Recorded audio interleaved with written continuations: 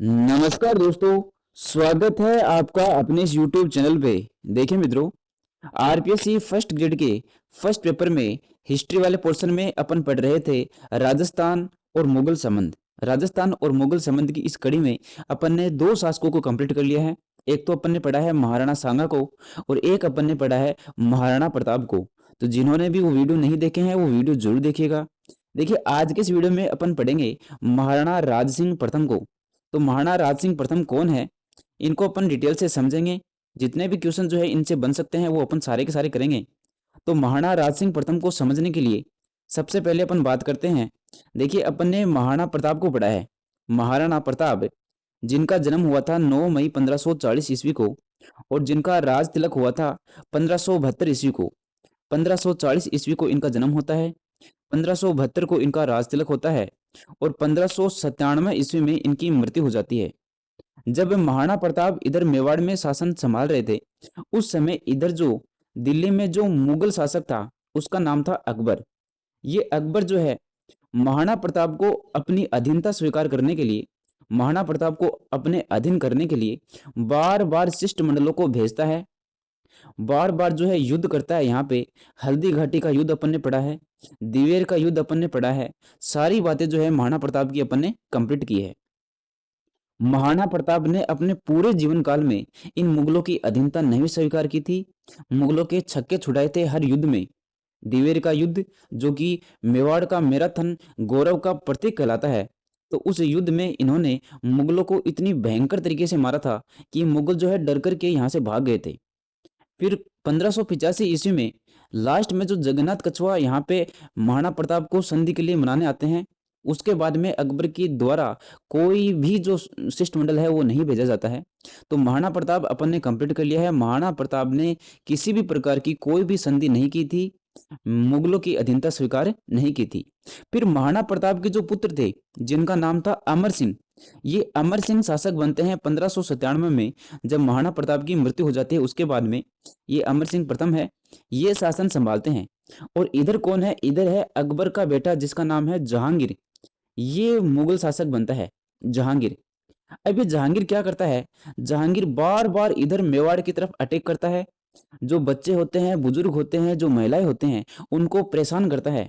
इस वजह से ये अमर सिंह जो है विवश होकर के और इस जहांगीर के साथ में संधि कर लेता है। तो सबसे पहले मेवाड़ और मुगलों की संधि होती है 1615 ईस्वी में। 1615 ईस्वी में मेवाड़ और मुगल के मध्य संधि होती है, अमर सिंह और जहांगीर के मध्य। संधि करने के बाद में ये अमर सिंह जो है बहुत ज्यादा दुखी हो जाते हैं और 1620 में इनकी मृत्यु हो जाती है। उसके बाद में क्या होता है, अमर सिंह के जो पुत्र थे जिनका नाम था करण सिंह, ये शासक बनते हैं। और इधर कौन है, इधर है आपके जहांगीर। और जहांगीर के पुत्र जो है जिनका नाम है शाहजहां, ये होते हैं। ये शाहजहां जो थे ये करण सिंह के बहुत ज्यादा मित्र बन जाते हैं। इन दोनों में घनिष्ठता हो जाती है और घनिष्ठता इतनी ज्यादा हो जाती है कि शाहजहां का जब अपने पिताजी के साथ विद्रोह होता है तो शाहजहां भाग करके इस करण सिंह के पास आते हैं और करण सिंह इनको शरण देता है। इतनी ज्यादा इन दोनों में मित्रता हो जाती है। तो करण सिंह के समय कोई भी जो है युद्ध नहीं होते हैं, कोई भी विद्रोह नहीं होता है। करण सिंह के बाद में जो है शासक बनते हैं करण सिंह के बेटे जिनका नाम था जगत सिंह प्रथम। जगत सिंह प्रथम जो है ये शासक बनते हैं। और इधर कौन है, इधर है आपके शाहजहां। मुगल में कौन है, शाहजहां है और इधर कौन है, जगत सिंह है। तो जगत सिंह प्रथम क्या करते हैं, ये जो संधि हुई थी 1615 ईस्वी में अमर सिंह और जहांगीर के मध्य, इस संधि के तहत कुछ शर्तें हुई थी। उन शर्तों को मानने के बाद में ही ये संधि हुई थी। वो शर्तें कौन कौन सी थी, तो शर्तें ये थी, जहांगीर ने ये कहा था कि आप जो है मेवाड़ में कभी भी चित्तौड़ दुर्ग की मरम्मत नहीं करोगे और जो अन्य कार्य है वो भी नहीं करोगे। ये शर्त थी जहांगीर की तरफ से। अमर सिंह ने कहा था ठीक है ये शर्तें आपकी मान ली जाती है, लेकिन मुगल दरबार में महाराणा खुद नहीं जाएगा, महाराणा का जो बेटा है वो जाएगा। दूसरी शर्त ये थी, एक शर्त ये थी कि मेवाड़ और मुगल के मध्य कभी भी वैवाहिक संबंध नहीं होंगे। तो तीन चार शर्तें थी। उन शर्तों के बाद में ये संधि हुई थी 1615 ईस्वी में।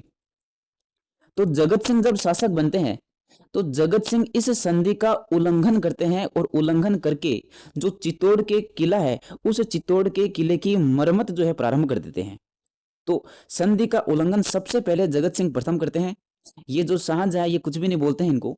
उसके बाद में जगत सिंह के जो बेटे हैं जिनका नाम है राज सिंह प्रथम, ये शासन संभालते हैं। राज सिंह प्रथम ये शासक बनते हैं।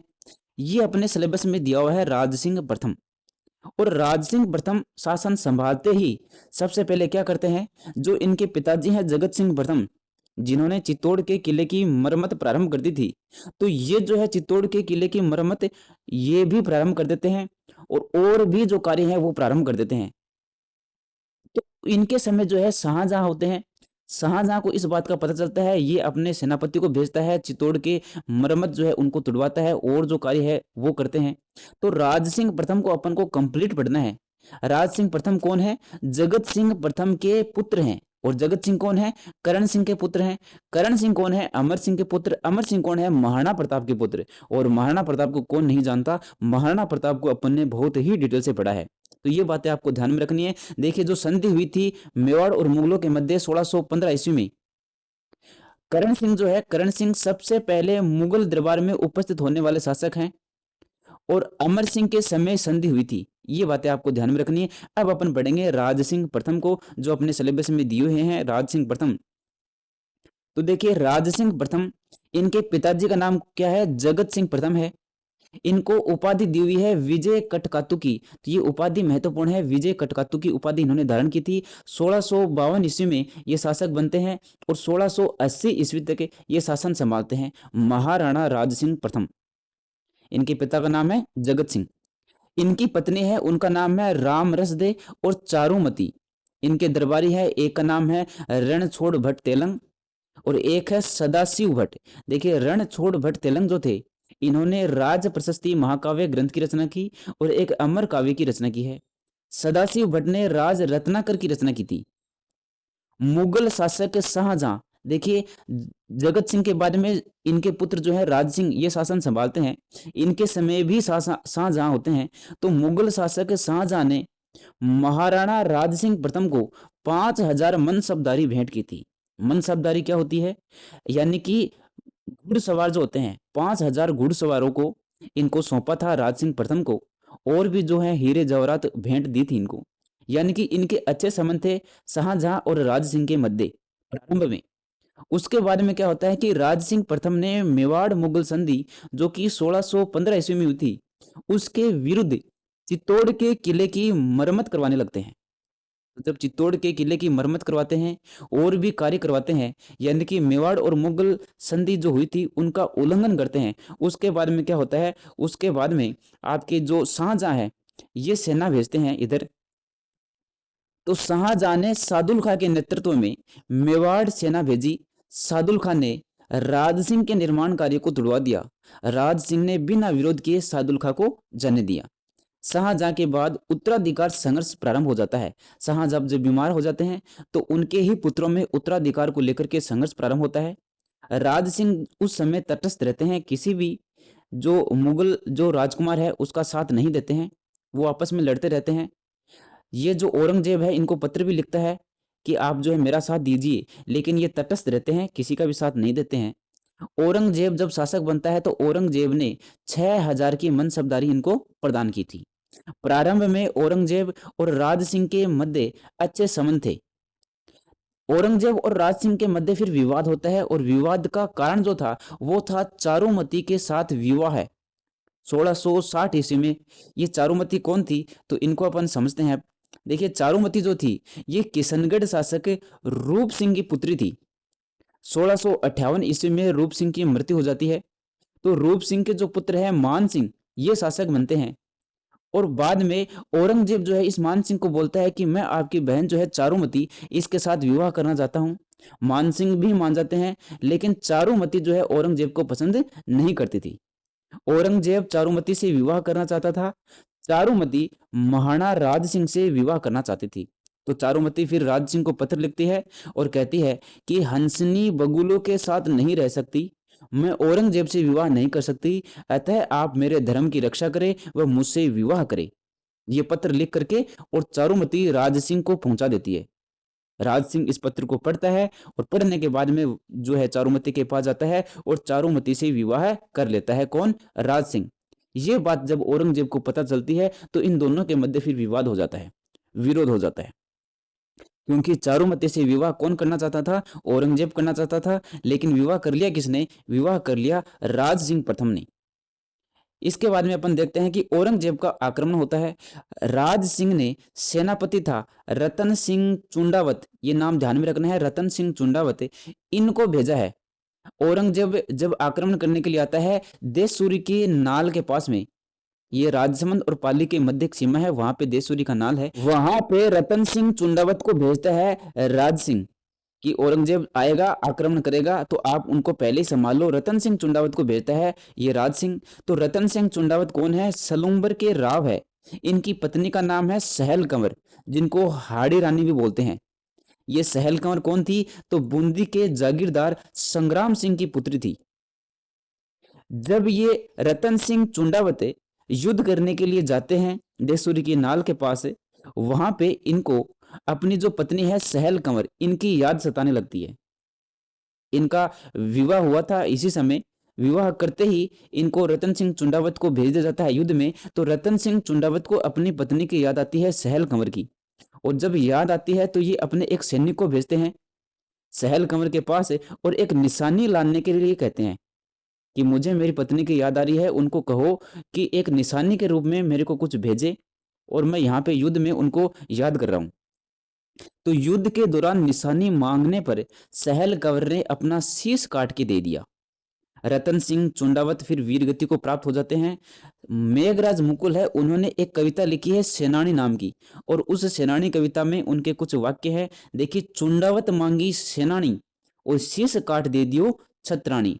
जब सेनानी मांगी थी, यानी कि सेनानी का मतलब होता है निशानी, जब चुंडावत ने निशानी मांगी थी अपनी रानी की, तो रानी ने अपना शीश काट के दे दिया कि युद्ध में अगर उसको मेरी याद आ रही है तो वो काहे का युद्ध लड़ेगा, उनको मेरा शीश दे दिया जाए निशानी के रूप में।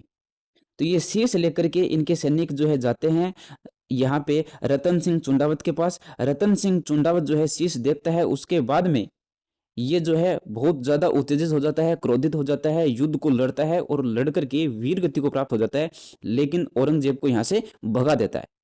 तो ये थी एक हाड़ी रानी। हाड़ी रानी का बलिदान आपको ध्यान में रखना है। औरंगजेब ने फिर 2 अप्रैल 1679 को जजिया कर लगाया। राज सिंह ने पत्र लेकर के भी इसका विरोध किया था। राज सिंह ने औरंगजेब के खिलाफ जाकर के वीर दुर्गादास राठौड़ और अजीत सिंह को मेवाड़ में शरण दी थी। वह केलवा की जागीर दी थी। किसकी जागीर दी थी? केलवा की जागीर। अब ये अजीत सिंह कौन है? तो ये जोधपुर के यानी कि मारवाड़ के जो शासक थे जसवंत सिंह, उनके पुत्र थे अजीत सिंह। जसवंत सिंह की जब मृत्यु हो जाती है तो औरंगजेब जो है मारवाड़ पर अधिकार करने आता है। तो अजीत सिंह जो है शरण में आते हैं इधर किसके? मेवाड़ में महाराणा राज सिंह की। तो महाराणा राज सिंह इनको शरण देता है। ये औरंगजेब का शत्रु था अजीत सिंह, इनको शरण दे दी जाती है महाराणा राज सिंह के द्वारा। फिर औरंगजेब के खिलाफ जाकर राज सिंह ने वृंदावन से मूर्तियां लेकर के आए गोसाइयों को भी शरण दी थी, और श्रीनाथ जी मंदिर का निर्माण कराया है यहाँ पे नाथ द्वारा, जो कि पहले सिहाड़ के नाम से जाना जाता था राजसमंद में। और एक जो द्वारिकाधीश जो है, इनकी मूर्ति स्थापित करते हैं, द्वारिकाधीश मंदिर का निर्माण करते हैं कांकरोली राजसमंद में। तो ये सब करते हैं औरंगजेब के विरुद्ध। उसके बाद में राज सिंह ने उदयपुर में अंबा माता मंदिर का निर्माण भी करवाया है। एक है राजसमंद झील का निर्माण महाराणा राज सिंह ने करवाया है। महाराणा राज सिंह ने गोमती नदी का जल रोक करके राजसमंद झील के पास सर्व ऋतु विलास और जन सागर का निर्माण करवाया। यहाँ पर राज प्रशस्ति लिखवाई थी। 25 शिलालेखों पर ये उत्कीर्ण है राज प्रशस्ति। इसके रचयिता हैं रणछोड़ भट्ट तेलंग। देखिए, रणछोड़ भट्ट तेलंग कौन है? महाराणा राज सिंह के दरबारी हैं। इन्होंने ये राज प्रशस्ति लिखी थी, और लिखवाई किसने थी? महाराणा राज सिंह ने लिखवाई थी। मेवाड़ का इतिहास इस पे लिखा हुआ है, और बप्पा रावल से लेकर के और महाराणा राज सिंह तक का जितना भी इतिहास है वो सारा का सारा इतिहास इस राज प्रशस्ति पे लिखा हुआ है। बप्पा रावल कौन है? तो गुहिल वंश के वास्तविक संस्थापक है। मेवाड़ मुगल संधि जो कि 1615 ईस्वी में हुई थी, इसका भी वर्णन है इस राज प्रशस्ति में। तो ये सारी बातें भी आपको ध्यान में रखनी है। उसके बारे में देखिए, इनकी जो पत्नी है महाराणा राज सिंह की, जिनका नाम है रामरस दे, इन्होंने त्रिमुखी बावड़ी, जया बावड़ी, इनका निर्माण करवाया है उदयपुर में। राज सिंह के काल में श्रीनाथ द्वारा चित्रशैली का उद्भव हुआ है। श्रीनाथ द्वारा चित्रशैली का उद्भव किनके समय में हुआ है? तो महाराणा राज सिंह के समय में हुआ है। फिर 1680 ईस्वी में राज सिंह की मृत्यु हो जाती है। इनकी छतरी बनी हुई है कुंभलगढ़ में। तो ये है आपके महाराणा राज सिंह प्रथम। जितने भी जो महत्वपूर्ण कंटेंट थे, जितने भी महत्वपूर्ण फैक्ट थे, अपन ने एक वीडियो में कवर कर लिए हैं। इनको आप अच्छे से नोट्स बनाइए, बार बार रिवाइज कीजिए और वीडियो को ज़्यादा से ज़्यादा शेयर भी कीजिएगा। अब मिलते हैं नेक्स्ट वीडियो में एक नए टॉपिक के साथ में। धन्यवाद।